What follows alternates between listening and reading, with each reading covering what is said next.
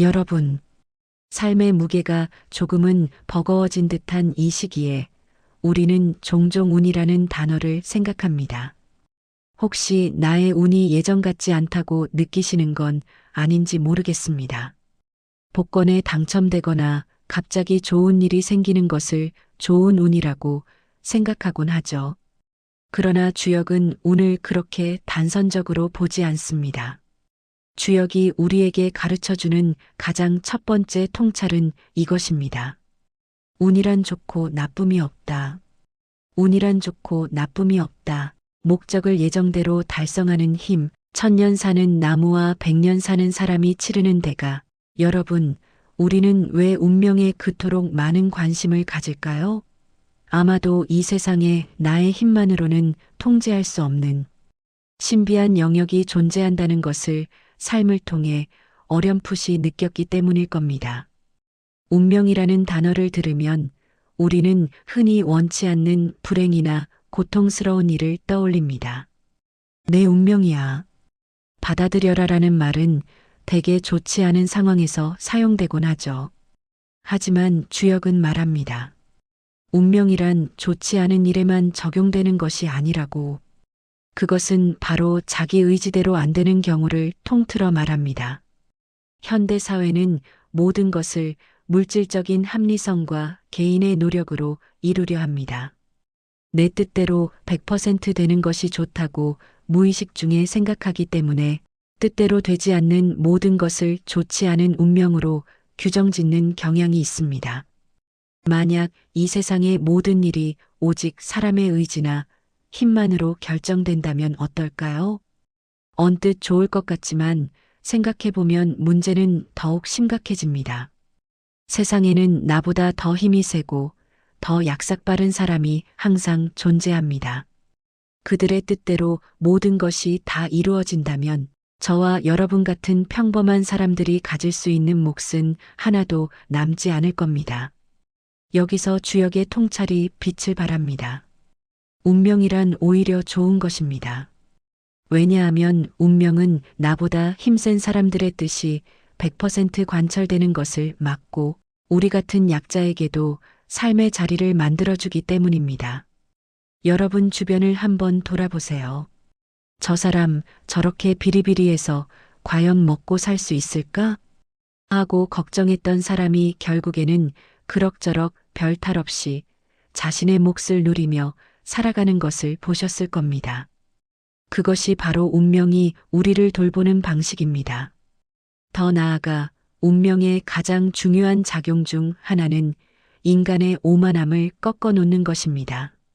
세상 모든 것을 자신의 능력으로 통제할 수 있다고 믿는 오만한 사람조차도 결국은 운명 앞에서 무릎을 꿇고 내 힘만으로는 안 되는 것이 있구나라고 겸손해집니다. 이 겸손함이야말로 삶의 깊은 통찰로 가는 첫걸음입니다. 목적을 예정대로 달성하는 힘, 그것이 운입니다. 하지만 그 목적이 오직 나의 개인적인 성공이나 작은 이익에만 머물러 있다면 우리는 끊임없이 좋고 나쁜 운에 끌려다니게 됩니다. 주역에서 말하는 운은 결국 세상의 존재의 법칙, 즉 도를 따를 때 자연스럽게 따라오는 힘입니다. 1000년을 사는 나무가 자신의 천명을 다하기 위해 천둥과 번개를 견디고 사계절의 섭리를 따르는 것처럼 100년을 사는 사람도 자신의 천명을 다하기 위해 삶의 리듬과 섭리를 따라야 합니다. 그 섭리를 따를 때 운은 저절로 우리의 목적을 예정대로 달성하도록 돕는 힘이 됩니다. 운을 좋고 나쁨으로 재단하는 대신 운명 자체의 섭리를 이해하고 그 흐름에 합일되는 것이 우리가 이 나이에 배워야 할 지혜입니다. 기륭을 만나야 대업을 이룬다. 천지 창조 삼라만상. 세상은 어떻게 돌아가는가. 사과는 서리를 견뎌야 맛이 들고 쇠는 불질을 견뎌야 단단해지듯 살다 보면 길한 일만 겪고 싶지만 현실은 흉한 일도 닥치기 마련입니다. 주역은 이 길과 흉을 천지 창조 삼라만상의 원리 그 자체로 해석합니다. 세상이 어떻게 돌아가는지를 이해하려면 길과 흉이 왜 존재하는지부터 알아야 합니다. 여러분은 흉한 운이 우리에게 닥치는 이유가 무엇이라고 생각하십니까? 주역은 이 질문에 놀랍도록 명쾌한 답을 제시합니다. 흉한 운은 곱고 바른 사람, 즉 정한 사람이 이기도록 하기 위해 존재하는 것입니다. 만약 세상에 흉한 운이 전혀 없다면 이 세상은 모든 것을 계산으로 따지는 사람, 그리고 약삭빠른 사람이 모든 것을 독차지하게 될 겁니다. 그들은 눈앞에 작은 이익을 쫓아 달려가고 조금이라도 불리하다 싶으면 재빨리 포기하고 도망칠 겁니다. 하지만 흉한 운이 닥치면 상황은 완전히 달라집니다. 어떤 어려운 상황이 닥쳤을 때 계산적이거나 약삭빠른 사람들은 에이, 귀찮다. 내가 굳이 이걸 감당할 필요가 있나? 라고 하며 포기합니다.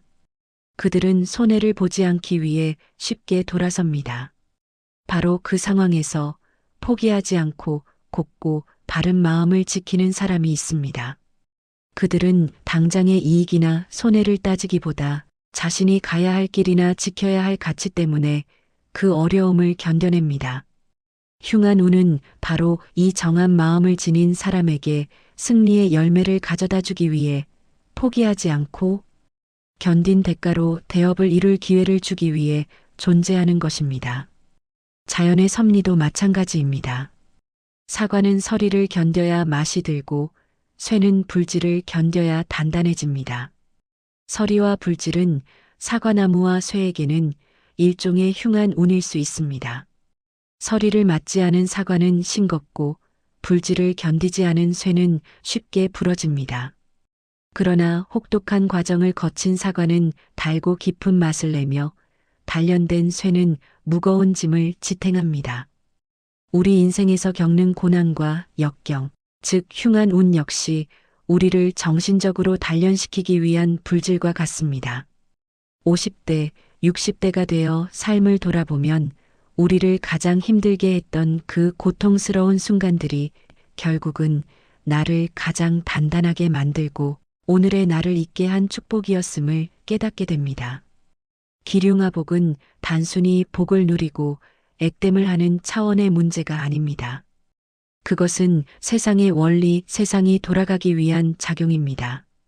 태초의 천지 창조부터 삼라만상이 운행하는 법칙은 음과 양, 길과 흉이라는 대립적인 힘의 상호작용 속에서만 유지됩니다. 빛이 있으려면 어둠이 있어야 하고 성장의 기쁨이 있으려면 고통의 흉함이 있어야 균형을 이룹니다.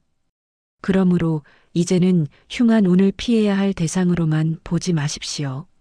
그것이 닥쳤을 때 왜 나에게만 이런 일이? 라고 불평하기보다 오히려 나의 정한 마음을 지킬 기회가 왔구나라고 생각해야 합니다. 흉운은 나를 단련시키고 계산적인 사람들을 걸러내며 궁극적으로 내가 마땅히 받아야 할 대업을 성취하도록 돕는 하늘의 깊은 뜻임을 주역은 깨우쳐 줍니다.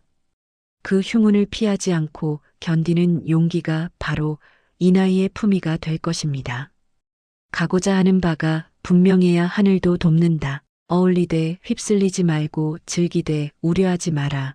운에 끌려다니지 않으면 운명을 끌고 다닐 수 있다. 운이 세상의 존재 법칙에 따라 흐르는 힘이라면 운명은 그 흐름 속에서 내가 받아 지닌 하늘의 명령입니다. 삶의 길을 가는 데 있어 가장 중요한 것은 내가 가고자 하는 바, 즉 천명이 무엇인지 분명히 아는 것입니다. 가고자 하는 바가 분명할 때 비로소 하늘도 우리를 돕기 시작합니다. 우리가 운명에 끌려다니는 가장 큰 이유는 내 삶의 중심이 확고하지 않기 때문입니다. 주역은 우리에게 어울리되 휩쓸리지 말고 즐기되 우려하지 말라고 조언합니다. 이 말은 곧 세상의 변화와 관계 속에서 나라는 중심을 잃지 말라는 경고입니다. 50대가 되어서도 여전히 남들의 시선이나 사회적 기대에 휩쓸려 살아가거나 당장의 이익이나 손해에 우려하며 마음이 흔들린다면 우리는 끊임없이 좋고 나쁜 운에 이리저리 끌려다니게 됩니다. 마치 돛대 없는 배가 바람과 파도에 속절없이 밀려다니는 것과 같습니다. 운명에 끌려다니지 않고 운명을 끌고 다니는 삶은 어떻게 가능할까요? 그것은 바로 나의 천명을 찾는 일에서 시작합니다. 젊은 시절 30대와 40대는 생존과 경쟁의 시기였습니다. 우리는 이 거친 세상에서 가족을 부양하고 자기 자리를 찾아내기 위해 치열하게 싸워야 했습니다. 그때는 자기 천명을 돌아볼 마음의 여유가 없었습니다. 내면의 목소리는 외면한 채 외형적인 성장과 물질적인 성공만을 쫓았습니다. 하지만 50대가 되면 상황이 달라집니다. 자녀들은 어느 정도 자라 부모의 잔소리를 더 이상 듣지 않고 회사에서도 사회에서도 책임의 무게는 여전하지만 삶의 속도는 조금 느슨해집니다. 이때 비로소 자기 자신을 돌아볼 여유가 생깁니다. 이때가 바로 내 삶의 후반생, 내면의 성장의 단계를 시작해야 할 황금기입니다. 천명이란 거창한 것이 아닐 수 있습니다. 그것은 하늘이 나에게 바라는 것이자 내가 이 세상에 태어나 꼭 이루어야 할 가장 나다운 삶의 목적입니다. 이 목적이 분명해질 때 우리의 삶에는 대도무문의 길이 열립니다. 크고 바른 길에는 문이 없다는 뜻입니다. 대도무문의 길을 가기 위해서는 내 삶의 중심을 잡아야 합니다. 주역은 50대가 되면 장을 머금어야 한다고 말합니다. 장이란 곧 내 인생을 무엇이라고 규정할 것인가, 나의 천명이 무엇인지 구체적으로 정립되어 있어야 한다는 뜻입니다. 천명이 정립되면 사소한 기륭화복에 일희일비하지 않게 됩니다. 우리의 시선은 눈앞의 작은 이익이나 손해를 넘어 내가 가고자 하는 큰 길에 고정되기 때문입니다. 마치 산을 오르는 등산객이 잠시 닥친 안개나 흙탕물에 신경 쓰지 않고 오직 정상만을 바라보며 걷는 것과 같습니다. 운명은 우리에게 매번 시험을 던져줍니다. 그러나 가고자 하는 바가 분명한 사람에게는 그 모든 시험이 오히려 나의 길을 더욱 선명하게 비춰주는 이정표가 됩니다.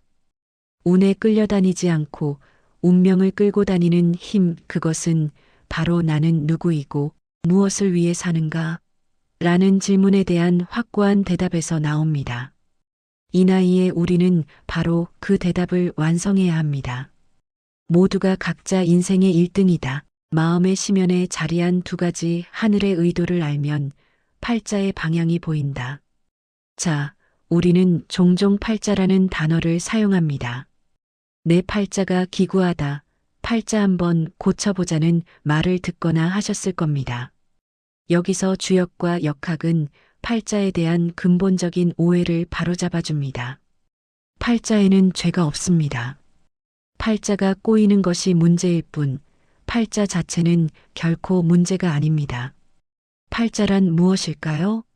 사주팔자는 연, 월, 일, 시, 4개의 기둥과 거기에 해당하는 8글자를 말합니다. 이는 우리가 태어날 때 하늘로부터 부여받은 기질이자 결입니다. 마치 나무가 소나무의 결을 가지고 태어나고 대나무가 고든 결을 가지고 태어나는 것처럼 사람에게 새겨진 고유한 성질이 바로 팔자입니다. 주역의 통찰에 따르면 팔자란 사실 그 사람에게 주어진 가장 강력한 무기입니다. 사람은 자신에게 주어진 팔자대로, 즉 가장 자기다운 성질대로 그대로 살 수만 있다면 가장 큰 뿌듯함과 일체감을 느낄 수 있습니다. 문제는 그 팔자대로 살지 못하고 세상의 잣대나 타인의 기대에 맞춰 억지로 살려 할 때 팔자가 꼬이게 되는 것입니다. 역학의 근간인 음양오행의 원리로 보면 세상 만물은 이 5가지 기운목, 화, 토, 금, 수로 구성됩니다. 만약 이 오행이 완벽하게 조화로운 오행 구족 상태라면 어떻게 될까요? 마치 우주가 빅뱅을 일으키기 전이 태극 상태처럼 더 이상 움직일 필요가 없는 지극히 평온한 상태로 돌아갑니다. 존재의 동력이 사라지는 것이죠. 하지만 우리 인간은 모두 태어날 때부터 20% 정도의 결핍을 안고 태어납니다. 오행 중 어느 하나가 조금 부족하거나 넘치는 괴를 지니고 태어납니다. 이 20%의 결핍이야말로 우리가 자기 팔자에 완전히 만족하지 못하고 끊임없이 무언가를 채우려 움직이게 만드는 원동력입니다. 이 결핍이 바로 마음의 심연에 자리한 두 가지를 만들어냅니다. 하나는 나에게 부족하고 부끄러운 부분, 즉 열등감입니다. 다른 하나는 그 결핍을 채워 다시 완전하고 조화로운 상태, 즉 전일성을 회복하려는 강한 욕구입니다. 결국 하늘이 우리에게 팔자를 부여한 의도는 명확합니다. 모두가 각자 인생의 1등이 되라는 것입니다. 다른 사람의 팔자를 부러워하며 억지로 따라할 필요가 없습니다. 소나무에게 대나무처럼 곱게 자라라고 요구할 수 없듯이 나의 팔자가 무엇인지를 이해하고 그 팔자가 지닌 20%의 결핍을 채우기 위해 움직이는 것, 그것이 바로 하늘이 나에게 바라는 삶의 방향입니다. 지금부터는 왜 하필 나에게 이런 팔자가 주어졌을까? 라고 한탄하는 대신 이 팔자가 가진 강점은 무엇이며 이 결핍을 통해 나는 무엇을 완성하라는 하늘의 명령을 받았을까? 라고 질문해 보십시오. 팔자는 여러분을 괴롭히기 위해 주어진 굴레가 아니라 세상에 단 하나뿐인 가장 강력한 여러분의 사용 설명서입니다. 이 팔자의 방향을 따라 걷는 것이 50대 이후의 삶을 뿌듯함으로 채우는 비결입니다. 도망치기 때문에 팔자가 꼬인다. 산다는 것은 고통이지만 고통이 살아있게 만든다. 나의 길은 나만 걸을 수 있다는 마음으로 살아라. 앞서 말씀드렸듯이 팔자 자체는 문제가 없습니다. 문제가 생기는 것은 우리가 팔자가 지닌 결핍, 즉 고통으로부터 도망치기 때문입니다. 주역은 산다는 것의 본질을 외면하지 않습니다. 산다는 것은 고통입니다. 하지만 이 고통이야말로 우리가 살아있게 만드는 가장 강력한 증거입니다. 영국의 심리학자 칼 융은 예수의 성서 구절을 인용하며 이렇게 말했습니다. 사람은 누구나 자기만의 십자가를 지고 산다.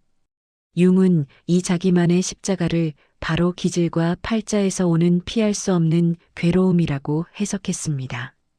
우리는 누구나 자신이 부족하고 못마땅한 부분이 있습니다. 끊임없이 자기를 괴롭히는 열등감이나 부끄러움이 있죠. 우리는 보통 이 고통과 결핍을 외면하고 숨기거나 혹은 타인의 삶을 부러워하며 도망치려 합니다. 하지만 주역은 고통을 직시하고 그것을 피하지 말라고 조언합니다. 왜냐하면 그 고통이 바로 나를 나답게 완성하는 재료이기 때문입니다. 팔자가 꼬인다는 것은 외부의 힘 때문에 억지로 끌려가서 꼬이는 것이 아니라 내면의 고통을 회피하려는 나의 선택 때문에 꼬이는 경우가 대부분입니다. 우리가 50대가 되어 반드시 가져야 할 마음가짐은 나의 길은 나만 걸을 수 있다는 단독자의 용기입니다. 삶이 고통의 연속이라 할지라도 그 고통의 깊이와 종류는 세상에 단 하나뿐인 나의 팔자에서 비롯된 것이기에 오직 나만이 그 길을 걸을 수 있습니다. 도망치기 때문에 팔자가 꼬이는 세 가지 방식, 회피, 자신의 약점을 인정하지 않고 덮어두려 합니다. 예를 들어, 나는 원래 게으르지 않아. 단지 환경이 안 좋았을 뿐이야 라고 변명하며 자기 기질의 문제를 타인의 탓이나 환경 탓으로 돌립니다. 의존, 나의 문제를 해결해줄 누군가 가족, 멘토, 신, 운에게 전적으로 의존하려 합니다. 스스로 고통을 감당하려는 노력을 포기하고 책임마저 전가하려 합니다. 모방, 다른 사람의 성공적인 삶의 방식이나 기질을 흉내내려고 합니다. 이럴 경우 내 팔자에 맞지 않는 옷을 억지로 입은 것처럼 불편하고 결국 정체성을 잃어버리게 됩니다. 주역이 말하는 기인은 바로 이 고통의 근원을 직시하고 그 고통을 통해 삶의 전환점을 만들어내는 기회입니다.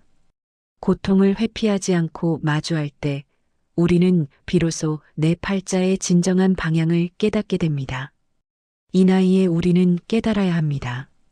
삶의 고통은 나를 망가뜨리려는 저주가 아니라 나를 살리고 완성하려는 하늘의 축복이었다는 것을, 나의 길은 나만 걸을 수 있다는 단단한 마음으로 짊어진 고통을 나의 가장 중요한 과제로 받아들일 때 우리는 팔자에 끌려다니는 운명이 아닌 스스로 운명을 끌고 가는 주인이 될 수 있습니다.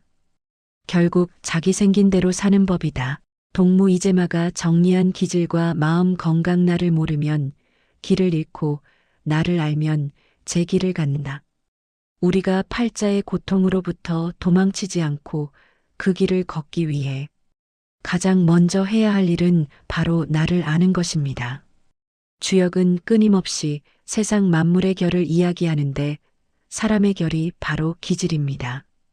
결국 우리는 자기 생긴 대로 살 수밖에 없습니다. 기질을 알았을 때 얻는 세 가지 이점, 자기 이해, 셀프 마이너스 액셉턴스, 나의 기질이 가진 강점과 약점을 객관적으로 인정하게 됩니다. 나는 왜 이렇게밖에 못할까? 라는 자책 대신 이것이 나의 기질이니 이 약점을 보완할 방법을 찾아야겠다는 건설적인 태도를 갖게 됩니다. 경계 설정, 바운더리 세팅, 나와 맞지 않는 환경이나 인간관계를 명확히 구분할 수 있습니다. 예를 들어 극도로 내향적인 기질을 가진 사람이 억지로 외향적인 활동에 자신을 몰아붙이지 않고 내면의 깊이를 발휘할 수 있는 분야를 찾게 됩니다. 에너지 집중, 에너지 포커스, 기질이 요구하는 방향으로 에너지를 집중하여 효율을 극대화합니다. 소음인이 사로잡히는 대상을 찾고 태음인이 꾸준히 지구력을 발휘하는 일에 집중하는 것처럼 말입니다.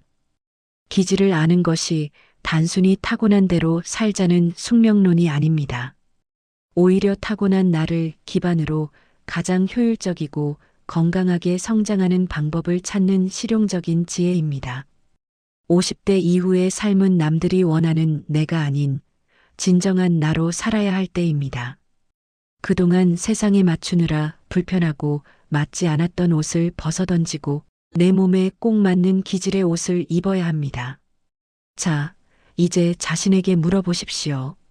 나는 어떤 기질을 가지고 태어났는가?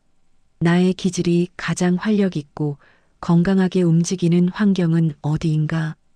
이 질문에 대한 대답을 찾을 때 우리는 남의 길을 헤매는 방황을 멈추고 오직 나만의 제 길을 힘차게 걸어 나갈 수 있습니다. 성실하게 궁리하되 집착하지 마라. 끊임없이 비우고자 하면 끊임없이 채워질 것이다. 내 인생을 펼치려면 계속해서 부딪혀야 한다. 궁극적으로 주역이 우리에게 가르치는 태도는 낙천, 즉 하늘의 뜻을 즐기는 것입니다. 이것은 무작정 세상을 낙관하는 태도가 아니라 성실하게 궁리하되 집착하지 않는 지혜로운 삶의 자세를 의미합니다. 끊임없이 비우고자 하면 끊임없이 채워질 것이다. 이는 주역의 가장 깊은 역설 중 하나입니다. 우리가 과거의 성공이나 실패 또는 현재의 명예와 권력에 집착할 때 그것은 변화하는 세상의 흐름을 막아버립니다. 꽉 찬 그릇에는 더 이상 새로운 물을 담을 수 없듯이 비우기를 멈추면 채워짐도 멈춥니다. 50대 이후의 지혜로운 삶은 바로 비움의 미학에서 시작됩니다. 비움이란 과거의 나 비우기, 과거의 영광이나 후회에 매달리지 않습니다. 집착 비우기, 내 뜻대로 상황을 통제하려는 욕심을 내려놓습니다. 타인의 시선 비우기, 남들의 평가나 기대를 신경 쓰지 않습니다. 그러나 이 비움은 게으름이나 포기를 의미하지 않습니다. 끊임없이 비우기 위해서는 끊임없이 부딪히는 노력이 수반되어야 합니다. 내 인생을 펼치려면 계속해서 부딪혀야 한다. 50대, 60대가 되어 체력은 저하되고 새로운 도전이 두려울 수 있습니다. 하지만 진정한 낙천의 태도는 변화와 새로운 경험 앞에서 움츠러들지 않고 용기를 내어 부딪히는 것입니다. 부딪힘을 통해 새로운 사람을 만나고 새로운 지식을 배우고 새로운 일을 시작할 때 우리는 다시 내면을 채울 수 있는 새로운 물길을 만들게 됩니다. 부딪히는 과정에서 실패나 흉운이 닥칠 수도 있지만 이미 우리는 그 흉운이 나를 단련시키는 불질임을 알고 있습니다. 따라서 결과에 집착하지 않고 과정 속에서 얻는 통찰과 성장에만 집중할 수 있습니다. 끊임없이 비우고 끊임없이 부딪히면서 하늘의 뜻과 나의 삶이 조화롭게 흐르도록 맡기는 것. 이것이 제1장의 결론이자 우리가 50대에 배워야 할 삶의 지혜입니다. 여러분, 50대는 인생의 절정기인 동시에 가장 위험한 고비일 수 있습니다. 우리는 50대가 용이 하늘에 오르는 시기라고 했지만 하늘에 오르는 용이 추락하는 순간 역시 가장 비극적일 수 있죠. 50대를 위험에 빠뜨리는 단 한 가지는 바로 과욕, 즉 넘치는 마음입니다. 넘치는 마음은 반드시 후회를 부른다. 50대를 위험에 빠뜨리는 단 한 가지 멈춰야 할 때 멈출 수 있어야 한다. 50대 이후의 과욕은 젊은 날의 과욕과는 성질이 다릅니다. 젊은이의 과욕은 무지에서 비롯된 단순한 욕심이지만 50대의 과욕은 삶의 경험에서 비롯된 오만함에서 피어납니다. 이 정도는 내가 할 수 있다. 이만큼의 성공은 당연히 내 몫이다라는 마음이 내면 깊숙이 자리 잡게 되는 것이죠. 주역은 모든 성취가 극에 달하면 반드시 기울어진다는 우주의 철칙을 가르쳐 줍니다. 양의 기운이 극에 달하면 음의 기운으로 돌아가고 달이 차면 기우는 것이 자연의 섭리입니다. 우리 인생의 외적 성취 역시 50대에 절정을 찍고 서서히 기울기 시작하는 것이 자연스러운 흐름입니다. 하지만 이 흐름을 받아들이지 못할 때 문제가 생깁니다. 우리는 젊은 날의 성공 방정식과 성취의 관성에서 벗어나지 못하고 여전히 더 높이, 더 많이를 외치며 넘치려는 마음을 통제하지 못합니다. 50대 이후에 투자나 사업에서 무리수를 두어 큰 실패를 겪는 경우가 여기에 해당합니다. 그것은 능력의 문제가 아니라 흐름에 대한 이해 부족과 멈출 줄 모르는 과욕의 문제입니다. 멈춰야 할 때 멈출 수 있어야 한다. 이것이 50대의 지혜를 상징하는 가장 중요한 덕목입니다. 멈춤은 포기가 아니라 자발적인 비움과 자기 보호의 행위입니다. 주역의 괴 중에는 산택손이라는 괴가 있습니다. 이는 손해를 감수하고 비워내어 다른 사람을 이롭게 하는 괴입니다. 이 괴는 특히 인생의 후반기에 중요합니다. 나에게 넘치는 것을 기꺼이 덜어내고 주변을 돕고 젊은 세대에게 기회를 양보함으로써 우리는 영적인 평화와 성숙을 얻게 됩니다. 이것이야말로 50대가 추구해야 할 새로운 방식의 체험입니다. 멈출 줄 모르는 마음은 반드시 후회를 부릅니다.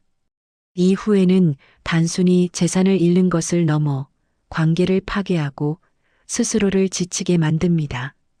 50대에는 이제 물질적 성취의 양을 늘리는 삶에서 내면적 가치의 질을 높이는 삶으로 전환해야 합니다. 넘치는 마음을 경계하십시오.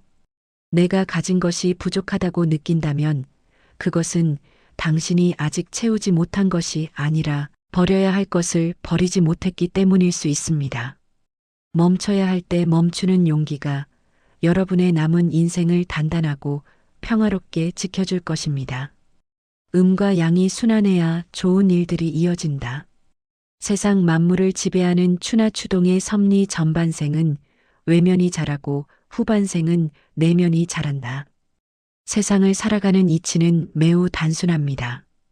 바로 음과 양의 끊임없는 순환이며 이것이 만들어내는 리듬입니다. 세상 만물은 추나추동의 섭리 속에서 한치의 오차도 없이 움직입니다. 봄에 씨앗을 뿌려 여름에 무성하게 자라고 가을에 결실을 맺어 겨울에 안으로 저장하는 이 거대한 리듬을 이해해야만 우리 삶의 기륭화복도 이해할 수 있습니다. 음과 양이 순환해야 좋은 일들이 이어진다는 것은 무엇을 의미할까요? 이는 곧 성장만 있어서도 안 되고 수축만 있어서도 안 된다는 뜻입니다. 우리의 삶 역시 명확한 리듬을 가지고 있습니다. 50대 이전의 전반생은 외면이 자라는 시기였습니다. 외부를 향해 씨를 뿌리고 청년기, 치열하게 성장하고 장년기, 사회적 성취와 가족, 부양이라는 결과물을 쌓는 양의 확장에 집중했습니다. 하지만 50대 이후의 후반생은 내면이 자라는 시기입니다. 이제는 외부로 향했던 에너지를 거두어들여 내 안으로 축적하고 정제해야 할 음의 수렴에 집중해야 합니다. 마치 가을에 열매를 거두어들여 겨울 동안 다음 해의 양식으로 저장하듯 50대는 전반생의 경험과 지혜를 내면화하고 성숙시켜야 합니다. 만약 후반생에도 계속해서 외면적인 확장과 성취만을 쫓는다면 우리는 계절의 섭리를 거스르는 것과 같습니다. 겨울에 억지로 꽃을 피우려 애쓰는 것과 같아서 결국 에너지만 고갈시키고 병을 얻게 됩니다. 좋은 일들이 지속적으로 이어지려면 우리는 반드시 삶의 리듬에 순응해야 합니다. 이 시기에 우리가 받아들여야 할 리듬은 다음과 같습니다. 일과 휴식의 리듬, 무조건적인 노동이나 활동에서 벗어나 의식적으로 휴식과 명상, 자기 성찰의 시간을 늘려야 합니다. 내면의 목소리를 듣는 침묵의 시간은 50대 이후의 필수적인 양분입니다. 관계의 리듬, 밖으로 넓히기만 했던 관계를 거두어들여 진정으로 마음을 같이 할 소수의 사람들과 깊은 교류를 나누는 리듬으로 바꿔야 합니다. 얕고 넓은 관계는 이제 소모적일 뿐입니다. 성장의 리듬, 물리적인 재산이나 지위의 성장이 아닌 인격의 성숙과 지혜의 깊이를 추구하는 내면의 리듬으로 전환해야 합니다. 세상의 추나추동 섭리를 거스를 수 없듯 우리 인생의 리듬도 거스를 수 없습니다. 지금 이 순간 여러분의 삶이 어떤 계절에 와 있는지 직시하십시오. 확장과 수축, 활동과 휴식이라는 음양의 리듬이 조화롭게 순환할 때 우리의 마음은 평화로워지고 비로소 지속 가능한 좋은 일들이 뒤따르게 될 것입니다. 육체에는 죽음이 필요하고 영혼에는 기억이 필요하다. 생명에게 육체의 죽음이 필요한 이유. 나의 육체는 떠나도 영혼은 영원히 남는다. 50대가 되면 우리는 육체적 쇠퇴를 피부로 느낍니다. 이 시기에 우리가 반드시 성찰해야 할 주제는 바로 죽음과 영혼의 관계입니다. 주역은 우리에게 육체의 죽음이 단순한 끝이 아니라 생명순환의 필수적인 과정임을 깨우쳐 줍니다. 생명에게 육체의 죽음이 필요한 이유는 육체가 지닌 한계 때문입니다.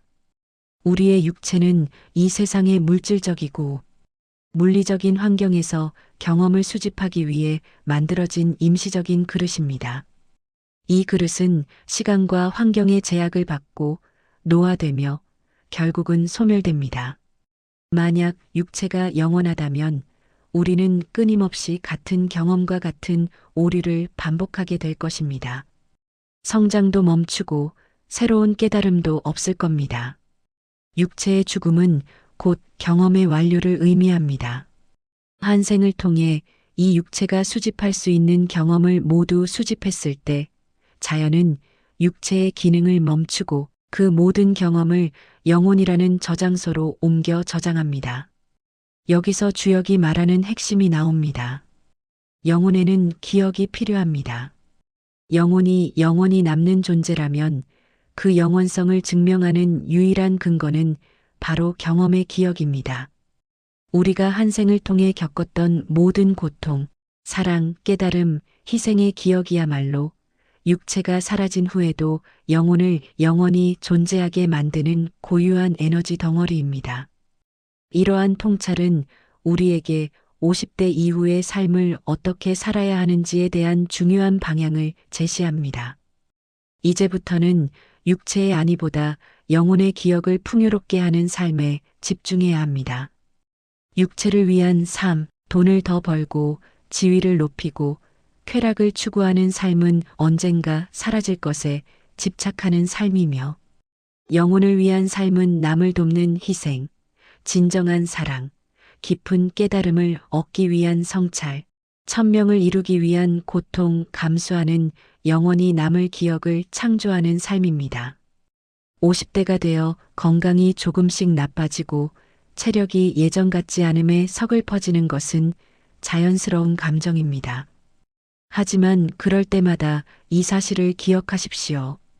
나의 육체는 떠나도 내가 그 육체를 통해 겪었던 모든 고귀한 경험의 기억은 영원히 나의 영혼에 새겨져 남습니다. 결국 인생은 육체의 죽음을 통해 영혼을 완성하는 긴 여정입니다.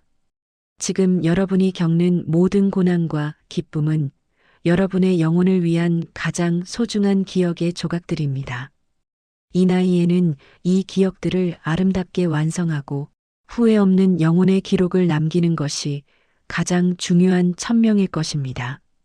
나는 무엇하러 여기에 왔나? 이 세상을 살아가는 이유, 하늘과 땅의 중간자, 사람으로 태어나 해야 할 일. 우리는 왜 여기에 왔을까요? 삶의 후반기에 접어들면 존재의 의의에 대한 질문이 더욱 절실해집니다. 먹고 사는 문제, 즉 생존의 문제가 어느 정도 해결된 이 시점에 우리는 이 세상을 살아가는 이유를 다시 정의해야 합니다. 주역에서 인간은 천지인 삼재의 중심에 서 있는 존재, 즉 하늘과 땅의 중간자로 규정됩니다.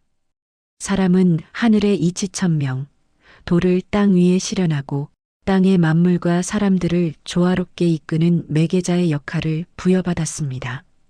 하늘이 우리에게 부여한 이 중간자로서의 역할, 즉 사람으로 태어나 해야 할 일은 바로 천명을 완성하는 것입니다. 천명을 완성한다는 것은 두 가지 측면에서 의미를 가집니다. 자기를 완성하는 일, 자기 기질과 팔자의 결핍 20%의 부족함을 채우기 위해 평생 노력하는 것입니다. 이는 남의 눈에 멋져 보이는 성공이 아니라 내가 내 영혼에게 후회 없는 삶을 선물하는 것입니다. 결국 내가 이 세상에 왜 태어났는지, 나의 고유한 존재 이유를 스스로 발견하고 인정하는 과정입니다. 공동체를 완성하는 일, 나의 성숙한 경험과 지혜를 공동체에 나누고 베푸는 것입니다. 50대 이후의 삶은 받는 삶에서 주는 삶으로 전환되어야 합니다. 이것은 단순히 물질적인 기부를 넘어 정신적인 지혜와 경험, 그리고 긍정적인 마음을 베푸는 것을 의미합니다. 천지인의 중간자로서 윗세대의 지혜를 아랫세대에 전하고 공동체의 조화를 위해 봉사하는 책임이 있습니다. 주역은 인간을 만물의 영장으로 칭하지만 이는 교만한 권리가 아니라 가장 큰 책임을 부여받았다는 뜻입니다. 만약 사람이 중간자로서의 역할을 제대로 하지 못하고 오직 개인의 사리사욕만을 추구한다면 하늘의 이치와 땅의 조화가 깨지고 결국 인간 자신에게 고통이 돌아옵니다. 50대는 내가 무엇하러 여기에 왔는지 그 존재의 의의를 최종적으로 확인해야 할 때입니다. 이 확인은 지적인 탐구가 아니라 지금 내가 어떤 마음으로 살고 있는지를 통해 이루어집니다. 내가 지금 타인에게 따뜻한 마음을 나누고 있는가? 내면의 평화를 위해 노력하고 있는가?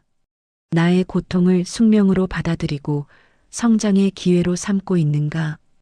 이러한 물음에 예라고 답할 수 있다면 여러분은 이미 하늘과 땅의 중간자로서 부여받은 천명을 수행하며 살고 있는 것입니다. 내 인생의 의의를 찾기 위해 이제부터 삶의 모든 순간을 더 깊이 성찰하고 책임감 있게 살아가야 합니다. 오늘 먹은 나의 마음이 과거와 미래를 모두 바꾼다. 50. 내 인생을 규정하고 각인해야 할 때 인생의 끝을 생각하며 살아라. 이제부터는 인생을 완성할 치열함을 갖춰야 한다. 제1장에서 50대에는 장을 머금어야 한다고 말씀드렸습니다. 장은 곧 중심을 잡는 것입니다. 주역의 핵심 진리 중 하나는 오늘 먹은 나의 마음이 과거와 미래를 모두 바꾼다는 것입니다. 우리는 흔히 과거는 고정되어 바꿀 수 없고 미래는 아직 오지 않아 미정이라고 생각합니다. 하지만 주역적 관점에서 보면 과거는 고정된 것이 아니라 현재의 마음이 해석하는 바에 따라 끊임없이 재구성됩니다. 예를 들어 과거의 고통스러웠던 경험을 오늘 내가 나를 단련시킨 축복으로 받아들이는 순간 그 과거는 더 이상 나를 괴롭히는 흉이 아니라 길한 깨달음의 근원이 됩니다. 즉, 현재의 중심 잡힌 마음이 과거의 의미를 재규정하는 것입니다. 마찬가지로 미래는 단순히 아직 오지 않은 시간이 아닙니다. 미래는 현재의 내가 어떤 마음을 먹고 어떤 행동을 하느냐에 따라 결정되는 현재의 연속적인 결과물입니다. 지금 이 순간의 마음이 내일의 운명을 창조합니다. 50대는 내 인생을 규정하고 각인해야 할 때입니다. 젊은 시절에는 성장하는 중이라는 핑계로 중심이 흔들려도 용납되었지만 50대 이후는 완성의 시기이므로 이 중심을 확고히 잡아야 합니다. 중심을 잡는 치열함, 인생의 끝을 생각하며 살아라. 주역은 항상 종을 생각하며 시를 살라고 조언합니다. 나의 마지막 모습, 내가 어떤 사람으로 기억되기를 바라는지를 명확히 설정하는 것이 중심의 시작입니다. 인생의 끝을 염두에 두면 사소하고 소모적인 일에 에너지를 낭비하지 않게 됩니다. 선택의 기준 확립, 50대 이후의 모든 선택은 이것이 나의 영혼의 기억을 아름답게 할 것인가? 이것이 나의 천명에 부합하는가? 라는 두 가지 질문에 답해야 합니다. 이것이 곧 나의 인생을 규정하는 확고한 기준, 즉 장입니다. 치열함의 전환, 젊은 날의 치열함이 경쟁에서 이기는 것이었다면 50대의 치열함은 자기 자신에게 지지 않는 것입니다. 게으름, 후회, 잡념, 나쁜 습관 등 내면의 적들과 치열하게 싸워 이겨야 합니다. 오늘 여러분이 먹은 마음이 여러분의 과거를 긍정적으로 해석하고 미래를 밝게 설계할 것입니다. 이제부터는 막연한 기대나 타성에 젖은 삶이 아닌 인생을 완성할 치열함을 가지고 매 순간 중심을 잡고 살아야 합니다. 이 중심이야말로 불변하는 나를 만드는 힘입니다. 과거와 타인에서 벗어나 나의 길을 나아가야 할 때, 이제 타인이 아니라 나를 위해 노력하라 경계를 둘러치고 중심을 잡으면 강해진다. 50대는 진정한 성찰의 시기입니다. 이 성찰의 핵심은 과거와 타인이라는 두 가지 굴레에서 완전히 벗어나는 것입니다. 우리의 전반생은 대부분 타인을 위해 살았습니다. 부모님의 기대, 사회의 성공 기준, 자녀들의 행복, 직장 상사와의 관계 등 우리의 에너지와 노력은 밖으로 향했습니다. 이제 그 임무가 어느 정도 완료된 이 시점에는 타인이 아니라 나를 위해 노력해야 합니다.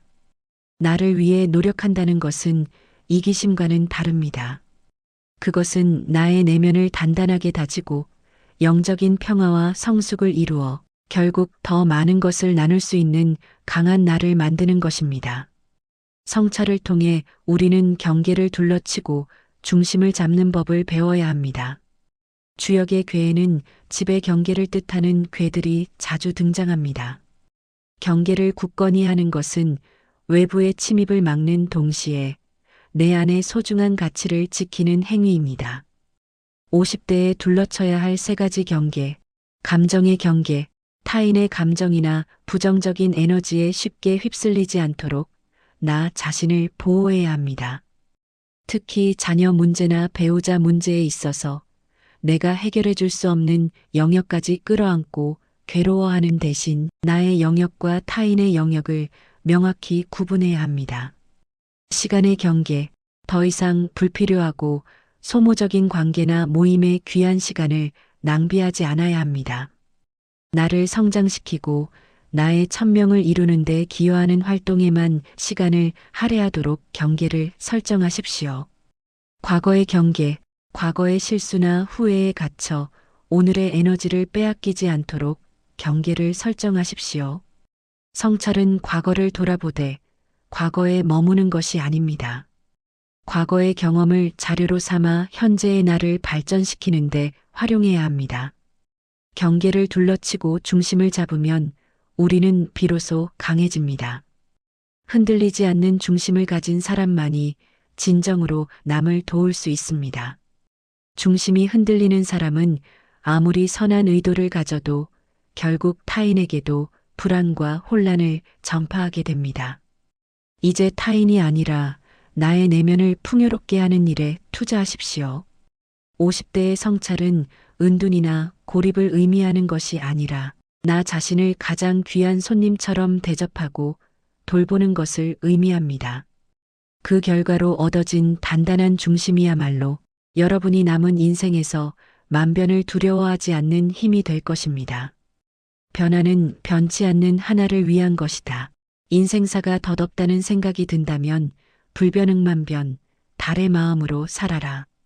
제2장의 주제는 불변은 만변을 두려워하지 않는다였습니다. 우리는 이 세상이 끊임없이 변화하는 만변의 세계임을 알고 있습니다. 직업이 변하고 관계가 변하고 육체가 변하며 우리의 마음조차도 수시로 변합니다. 이 모든 변화 속에서 때로는 인생사가 덧없다는 생각이 들기도 합니다. 주역은 이 덧없음 속에서 불변의 진리를 발견하라고 가르칩니다. 변화는 변치 않는 하나를 위한 것입니다. 모든 만변은 결국 하나의 불변하는 궁극적인 이치, 즉 도를 향해 순환하고 있을 뿐입니다.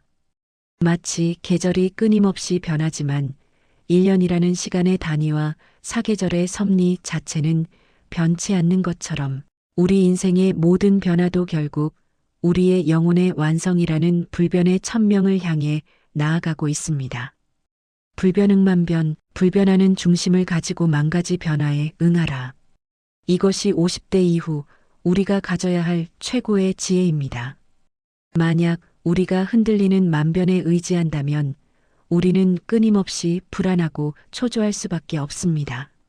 하지만 불변하는 나의 중심, 나의 천명을 확고히 잡고 있다면 어떤 변화가 닥치더라도 두려워하지 않고 의연하게 대처할 수 있습니다. 달의 마음으로 살아라. 주역은 달을 불변응만변의 상징으로 자주 비유합니다. 달은 매일 그 모양이 변합니다. 초승달, 반달, 보름달. 하지만 달 자체의 본질, 즉 하늘에 떠서 세상을 비추는 달의 천명은 변하지 않습니다. 달은 매 순간 변화하는 자신의 모습에 연연하지 않고 오직 자신의 천명을 수행할 뿐입니다. 우리 역시 마찬가지입니다. 50대의 내 모습이 젊은 날과 다르고 상황이 변했음에 마음 쓸 필요가 없습니다. 중요한 것은 나의 본질, 나의 천명이 무엇인지를 확고히 잡고 매 순간 그 천명에 부합하게 사는 것입니다. 불변하는 나를 만드는 세 가지 요소, 천명의 각인은 내 인생의 궁극적인 목적을 단단히 붙잡는 중심이며 영혼의 기억은 육체가 사라져도 남을 고귀한 경험의 기록이며 기질의 인정은 타고난 나의 결을 인정하고 그에 맞게 사는 성실함입니다. 이 세 가지 불변의 요소가 확립될 때 우리는 비로소 세월의 흐름과 세상의 풍파 속에서 흔들리지 않는 거목처럼 우뚝 설 수 있습니다. 50대는 변화를 두려워하는 시기가 아닙니다. 변화 속에서도 변치 않는 나를 발견하고 완성하는 가장 아름답고 깊은 성찰의 시간입니다. 여러분, 50대가 되면 우리는 더 이상 혼자 힘으로 운명을 개척하는 단독자로만 살 수 없습니다. 인생의 후반기 운은 어떤 배를 타느냐에 따라 크게 좌우됩니다. 여기서 배란 바로 공동체를 의미합니다. 운이 열리는 것, 즉 개운은 결국 배를 잘 골라 타는 처신에서 시작됩니다. 배를 잘 골라서 타라. 작게 줘도 크게 갚는 사람과 함께 해야 한다. 인생의 가치와 보람을 느끼는 곳으로 가야 한다. 젊은 시절에는 생존과 경쟁을 위해 어쩔 수 없이 나에게 이익이 되는 곳이나 단순히 지위가 높은 사람들의 배에 올라탔을지 모릅니다. 하지만 이제는 달라져야 합니다. 50대 이후의 개운은 인생의 가치와 보람을 느낄 수 있는 곳으로 가야만 가능합니다. 주역에서 말하는 좋은 배의 기준은 명확합니다. 그것은 바로 작게 줘도 크게 갚는 사람이 모여 있는 공동체입니다. 세상에는 두 종류의 사람이 있습니다. 계산적인 사람은 이 사람은 받은 만큼만 돌려주거나 심지어 받은 것보다 덜 돌려줍니다. 그들은 모든 것을 주고받는 이익으로만 계산합니다. 은혜를 아는 사람은 이 사람은 작게 받아도 크게 갚으려 노력합니다. 그들은 물질적인 계산을 넘어 마음과 정으로 보답하려 합니다. 50대 이후에는 반드시 이 은혜를 아는 사람들이 모인 배를 타야 합니다. 우리가 나이가 들어 권력과 재물이 줄어들 때 계산적인 사람들은 미련 없이 우리를 떠날 것입니다. 그러나 은혜를 아는 사람들은 우리가 어려울 때 예전에 받은 작은 도움까지 기억하며 진심으로 손을 내밀어 줄 것입니다. 인생의 가치와 보람을 느끼는 곳은 어떤 곳일까요? 그것은 나의 성숙한 경험과 지혜가 헛되지 않고 나눔과 베풀음을 통해 공동체의 성장에 기여할 수 있는 곳입니다. 나의 지혜를 필요로 하는 젊은 세대와 교류하는 공동체, 나의 봉사와 희생이 다른 사람들의 삶을 이롭게 하는 곳, 물질적인 계산 대신 정신적인 가치와 정의를 중요하게 여기는 곳. 개운의 핵심 원리는 진정한 개운은 나에게 복이 들어오는 것이 아니라 내가 복이 되는 공동체 속으로 들어가는 것입니다. 내가 가진 것을 나누고 베풀 때 나 자신이 그 공동체의 큰 배를 움직이는 동력이 됩니다. 그러면 그 배는 자연스럽게 올바른 방향으로 나아가고 그 배를 탄 모든 사람에게 좋은 결과음과 돌아오게 됩니다. 50대 이후의 인간관계는 선택과 집중이 필요합니다. 이제는 나에게 무엇을 줄 수 있는가가 아니라 나의 가장 귀한 시간을 어디에 쓸 것인가 를 기준으로 배를 고르십시오.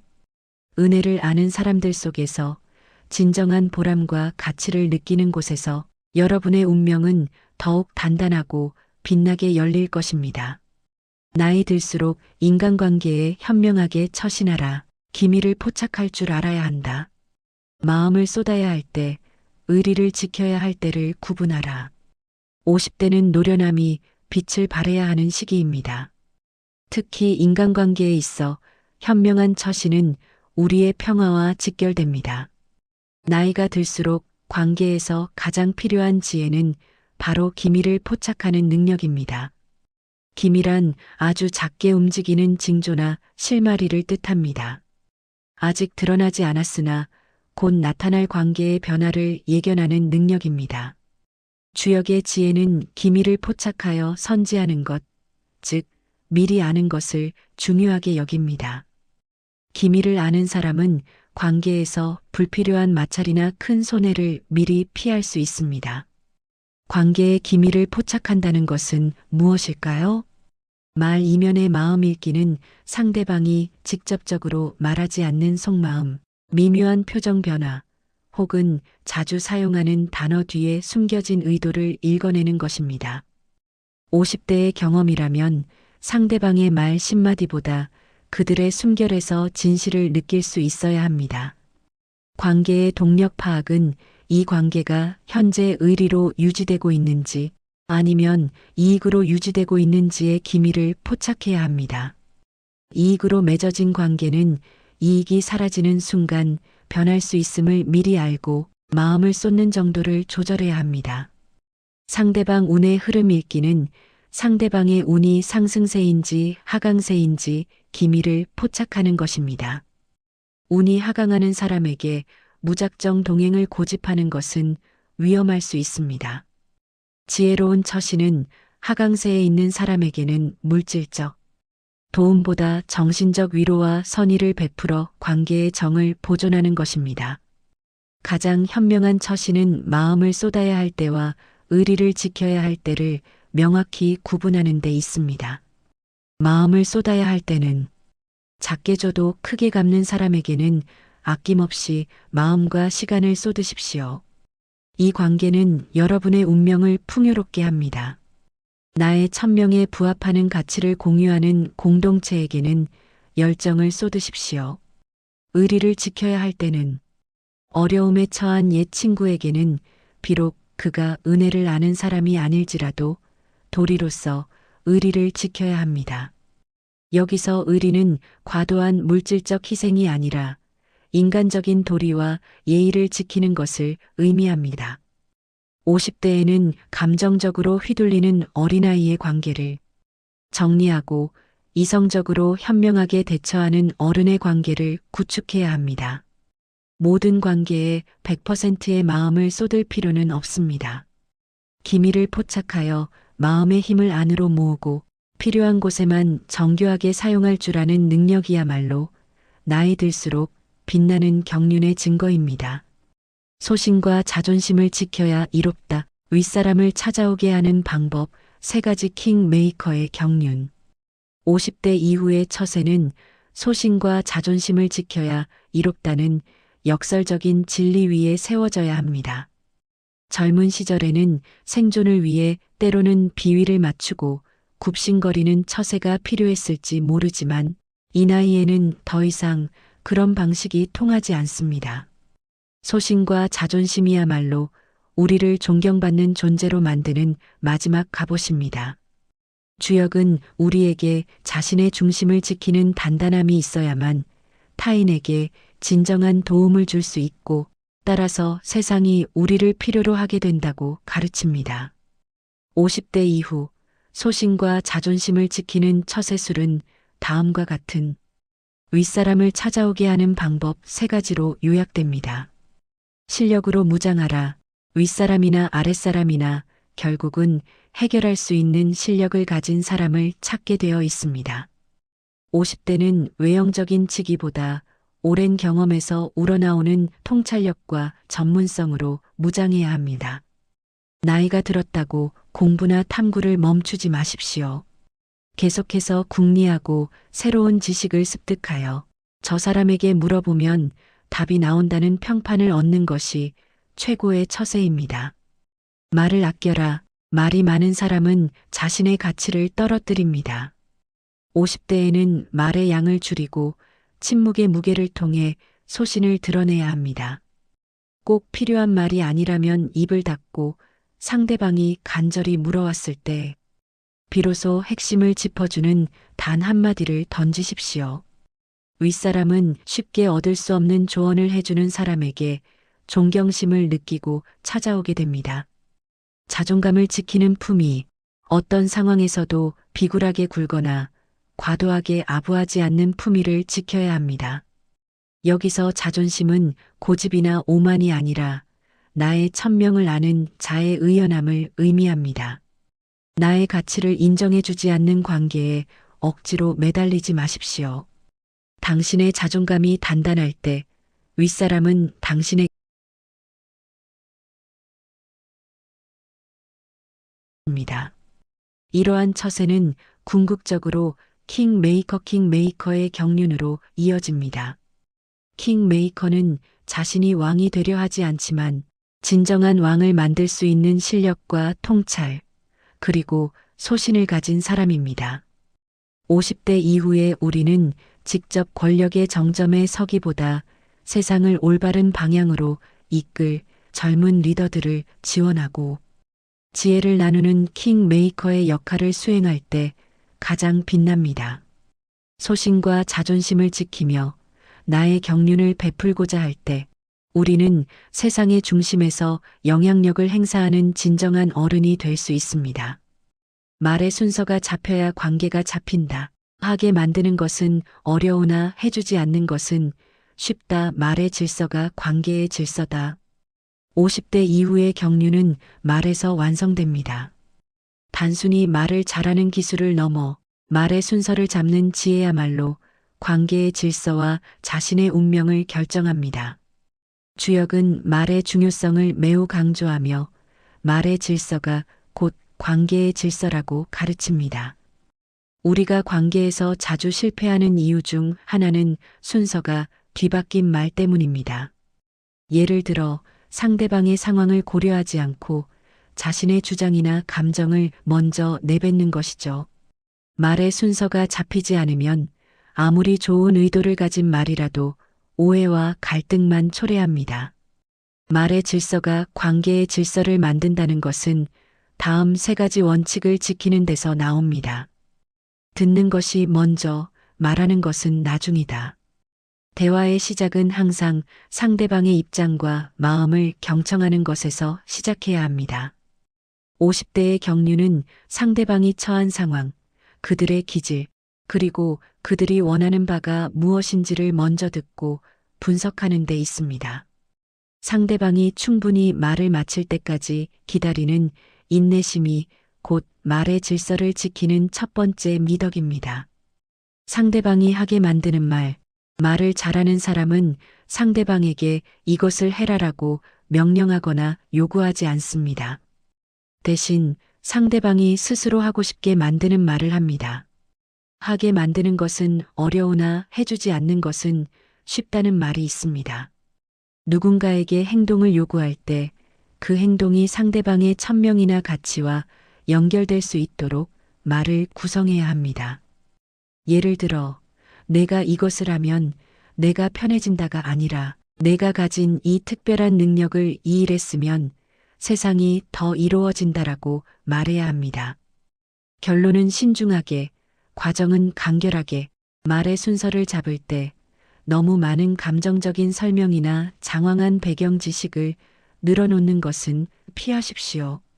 간결하게 맥락을 설명하고 결론은 가장 신중하고 단호하게 제시해야 합니다. 특히 비판이나 지적을 할 때는 장점을 먼저 언급하고 비판할 내용을 제안의 형태로 간결하게 전달하며 마지막에는 신뢰와 격려로 마무리하는 순서를 지켜야 관계의 질서가 깨지지 않습니다. 50대 이후에는 우리의 말이 무거운 책임감을 지닙니다. 말 한마디가 아랫사람에게는 큰 용기를 주기도 하고 때로는 좌절을 안기기도 합니다. 이제는 나의 말이 상대방에게 어떤 영향을 남길까? 를 깊이 궁리한 후에 입을 여는 습관을 들여야 합니다. 말의 질서를 확고히 잡을 때 우리는 혼란스러운 관계들을 정돈하고 자신의 주변을 명료하게 다스릴 수 있는 진정한 경륜을 갖춘 어른이 될 것입니다. 믿고 지켜주고 그 다음에 행하라. 리더가 되어가는 5단계 모습, 인심과 권위를 모두 얻는 3세번의 원칙. 50대는 이제 조직이나 공동체에서 원숙한 리더 머추, 리더의 역할을 수행해야 할 때입니다. 원숙함은 단순히 나이를 먹는다고 얻어지는 것이 아니라 믿고 지켜주고 그 다음에 행하는 지혜로운 처신에서 비롯됩니다.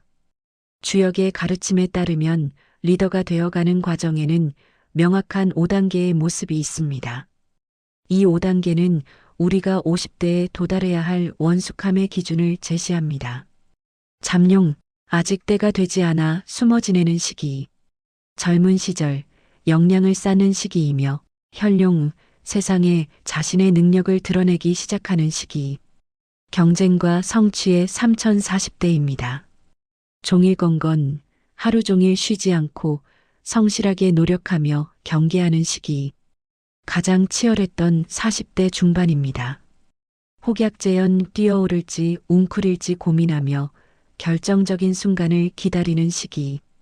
바로 50대 초반의 모습이며 신중한 결단이 필요한 시기입니다. 비룡제천, 마침내 하늘에 올라 만물을 굽어보는 시기. 50대 중후반 이후이며 원숙한 리더의 완성되는 시기입니다. 이 5단계를 거쳐 비룡제천의 원숙한 리더가 되기 위해서는 특히 50대에는 사람의 마음을 얻는 처신이 가장 중요합니다. 인심과 권위를 모두 얻는 3세번의 원칙을 기억하십시오. 3세번 믿어주고 아랫사람이나 동료가 실수를 했을 때 단번에 심판하거나 비난하지 마십시오. 그들의 선의를 먼저 믿어주고 3번까지 기회를 주십시오. 믿는다는 말은 그들의 잠재력과 성장의 가능성을 인정한다는 뜻입니다. 50대의 원숙함은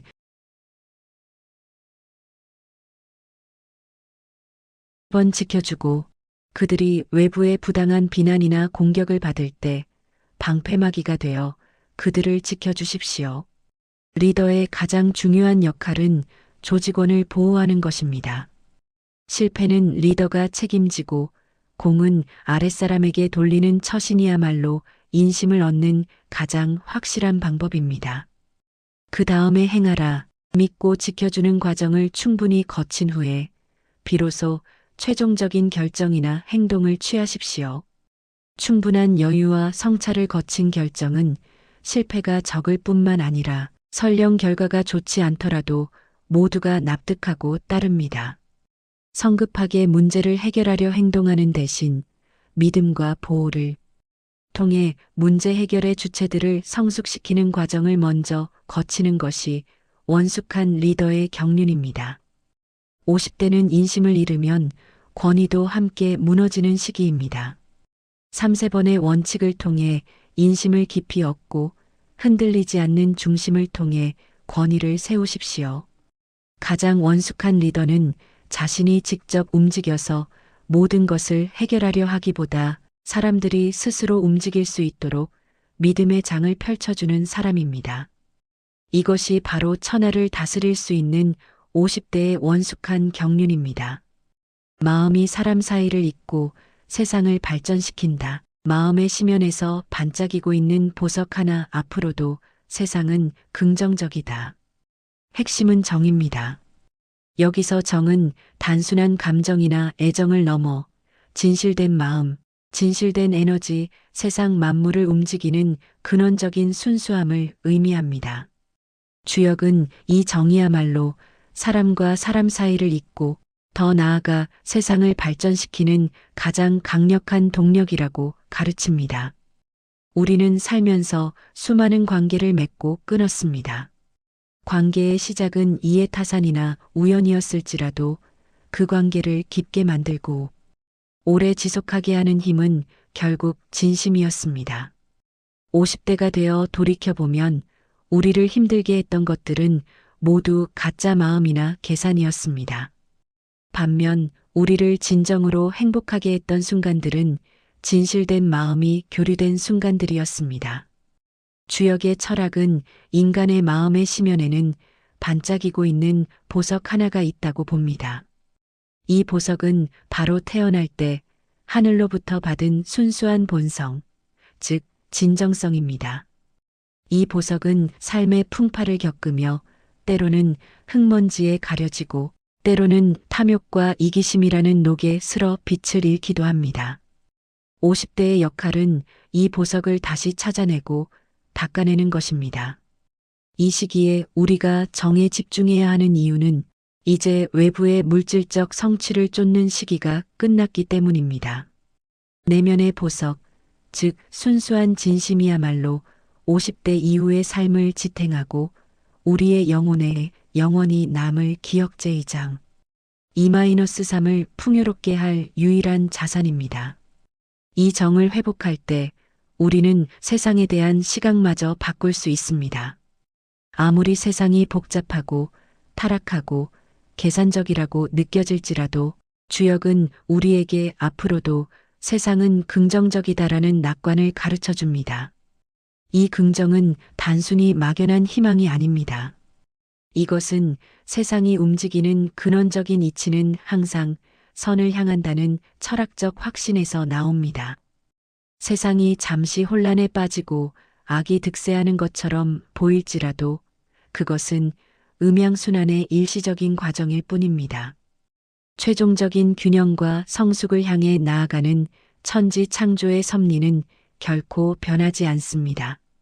따라서 우리가 우리의 진심을 잃지 않고 그 순수한 마음을 세상에 나누고자 노력한다면 우리는 세상의 긍정적인 흐름에 동참하게 됩니다.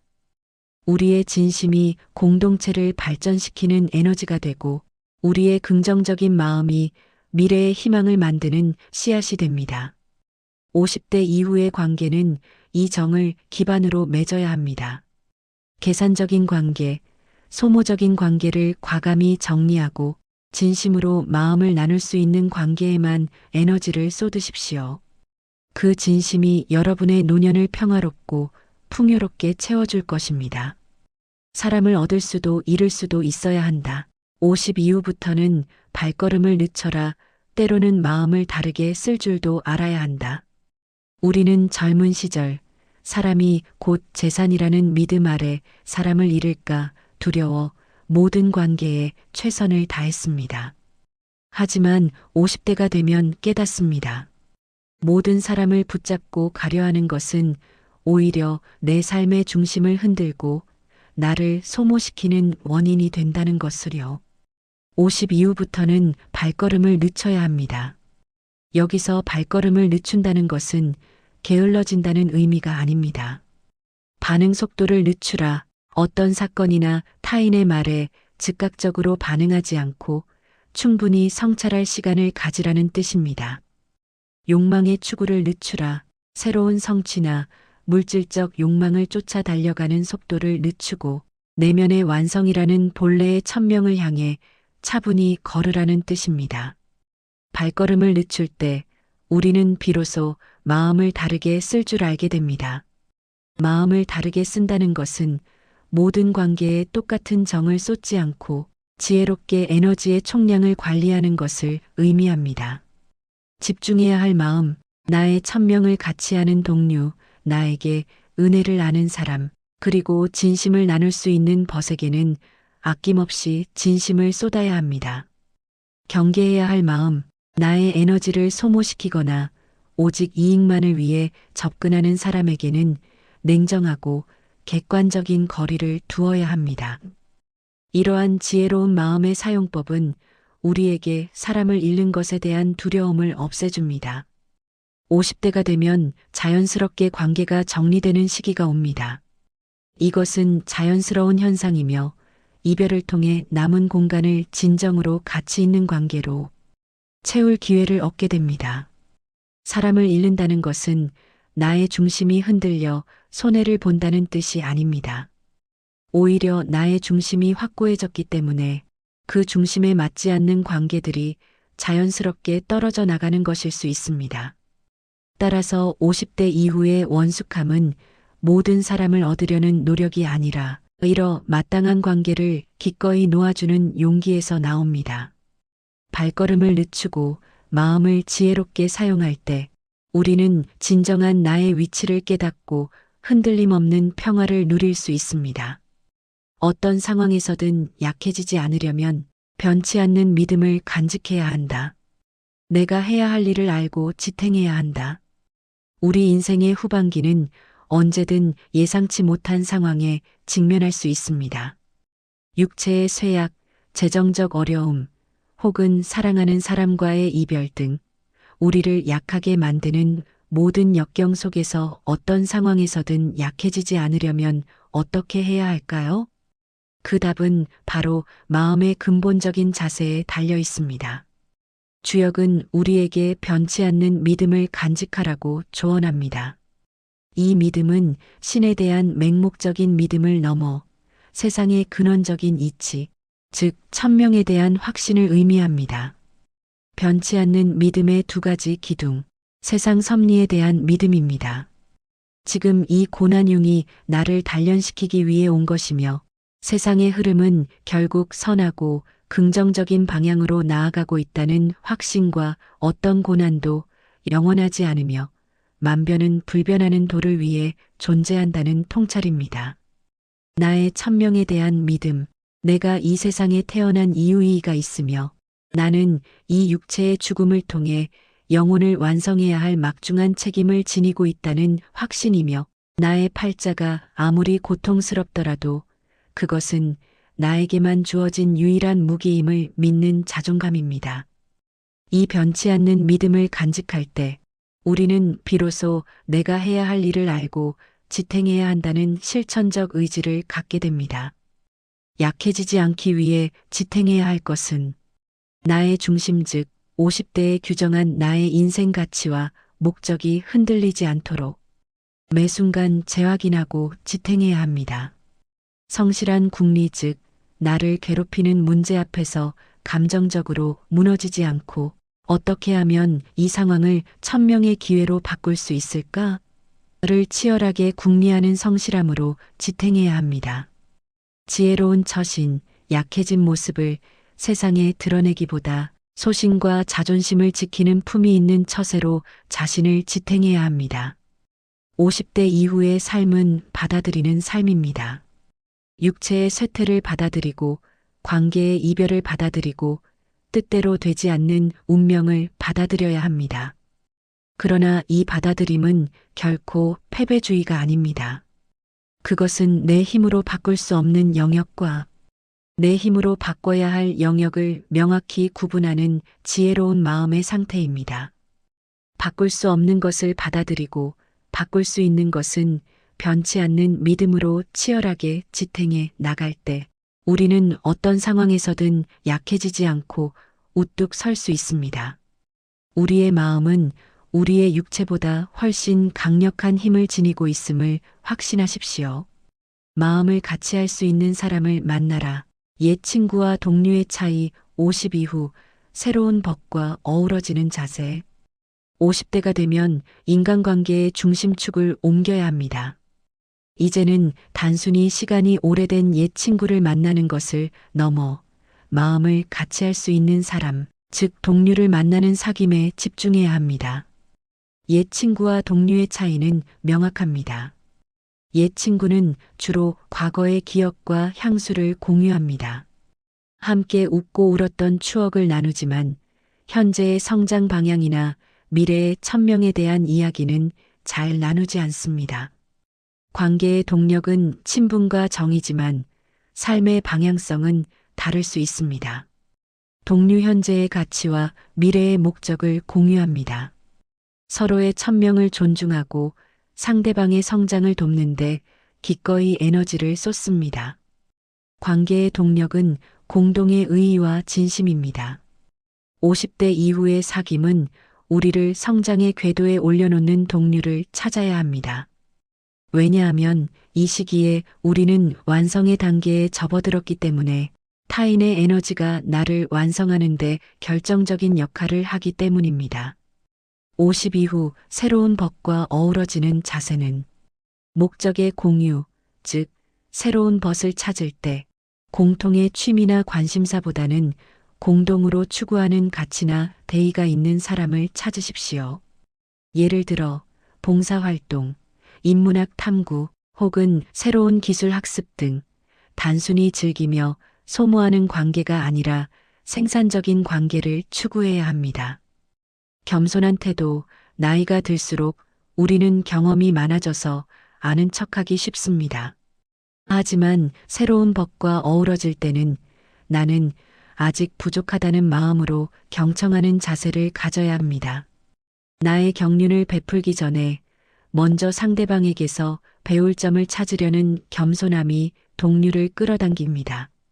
내면의 진심 관계의 깊이는 대화의 빈도나 만남의 횟수가 아니라 진심을 얼마나 투명하게 나눌 수 있느냐에 달려 있습니다. 나의 약점이나 고통, 그리고 나의 천명을 솔직하게 나눌 수 있는 사람이야말로 진정한 벗이며 동료입니다. 주역은 군자의 사귐은 담백하다고 말합니다.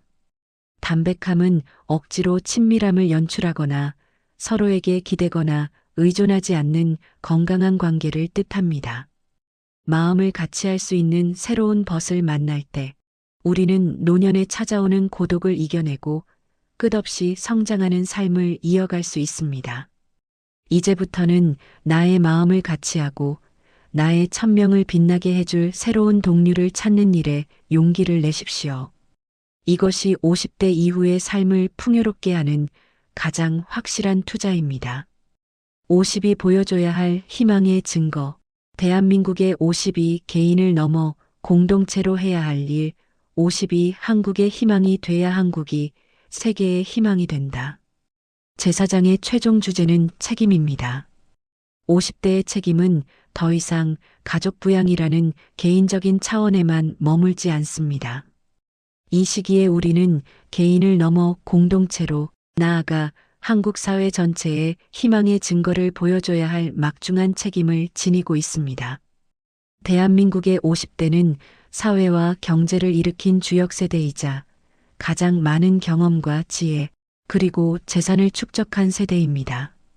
따라서 우리의 행동 하나하나가 곧 아랫세대의 희망 또는 절망의 씨앗이 될 수 있습니다. 50이 보여줘야 할 희망의 증거란 무엇일까요? 변화에 대한 두려움 없음, 즉 50대가 새로운 지식과 변화를 두려워하지 않고 수용하는 모습을 보여줄 때 젊은 세대는 미래에 대한 희망을 가질 수 있습니다. 나이가 들어도 계속 성장할 수 있다는 살아있는 증거를 보여주는 것이 최고의 책임입니다. 공동체에 대한 기여는 나의 지혜와 자산을 나를 위해 꽉 움켜쥐는 대신 젊은 세대의 성장을 돕고 사회의 균형을 잡는 일에 기꺼이 기여하는 모습이야말로 진정한 희망의 증거입니다. 주는 삶의 아름다움을 보여줌으로써 탐욕이 아닌 나눔이 세상을 이끈다는 것을 증명해야 합니다. 흔들리지 않는 마음의 중심, 사회적 혼란이나 갈등 앞에서 감정적으로 반응하거나 편을 가르지 않고 균형 잡힌 시각과 원숙한 마음의 중심을 보여주는 것이 공동체의 가장 큰 안정제가 됩니다. 50이 한국의 희망이 돼야 한국이 세계의 희망이 됩니다. 주역의 세계관은 개인의 완성이 곧 공동체의 완성으로 이어진다고 봅니다. 개인으로서의 50대가 불변의 마음을 완성하고 진심정을 회복할 때 그 에너지는 한국 사회 전체에 긍정적인 영향을 미칩니다. 한국이 세계적인 희망이 되기 위해서는 단순히 경제력이나 기술력이 아니라 경륜 있는 세대가 보여주는 정신적 성숙이 필요합니다. 물질적 성공을 넘어 인생의 의의-4 의의와 천명을 발견한 50대의 원숙한 모습이야말로 혼란스러운 전 세계에 던질 수 있는 가장 강력한 희망의 메시지입니다. 이제 우리는 개인의 아니라는 작은 우산을 접고 공동체 전체를 덮을 수 있는 커다란 지혜의 우산을 펼쳐야 할 책임이 있습니다. 이 책임은 짐이 아니라 50대가 누릴 수 있는 가장 고귀하고 의미 있는 삶의 목적입니다. 우리 50대가 먼저 희망의 증거가 될 때 우리는 비로소 제사장의 제목처럼 믿음을 갖고 마음을 같이하여 길할 영광스러운 미래를 맞이할 수 있을 것입니다. 여러분, 지금까지 50에 읽는 주역책의 깊은 여정을 함께 해주셔서 감사합니다. 제1장부터 제사장에 이르기까지 우리는 운명과 성찰, 경륜과 마음에 대한 주역의 지혜를 탐구하며 50대가 결코 쇠퇴의 시기가 아닌 인생의 진정한 완성기이자 절정기임을 확인했습니다. 우리가 첫머리에서 던졌던 화두를 다시 한번 기억해 주십시오. 글머리에 바꿔야 할 것은 미래가 아니라 과거다. 이 말은 역설적으로 지금 이 순간의 마음이 얼마나 강력한지를 알려줍니다. 우리가 50대에 불변하는 마음의 중심을 잡았을 때 우리는 과거의 모든 고통흉과 실패마저도 나를 완성하기 위한 축복이자 성장의 자양분으로 재해석할 수 있게 됩니다. 과거의 의미가 바뀔 때 우리의 영혼은 비로소 자유로워지고 미래는 자연스럽게 긍정적인 방향으로 열립니다. 이 책을 덮는 이 순간부터 여러분의 삶의 모든 순간순간이 바로 여러분의 장이 됩니다. 여러분이 먹는 마음, 여러분이 맺는 관계, 여러분이 보여주는 처신이 곧 여러분의 운명을 규정합니다. 자신에게 주어진 고유한 기질과 팔자를 사랑하고 마음을 같이하는 동료들과 함께 진심으로 나아가는 삶을 살아가시길 기원합니다. 여러분 모두의 남은 인생에 기람이 가득하기를, 그리고 그 기람이 여러분의 원숙한 마음에서 비롯되기를 바랍니다. 감사합니다.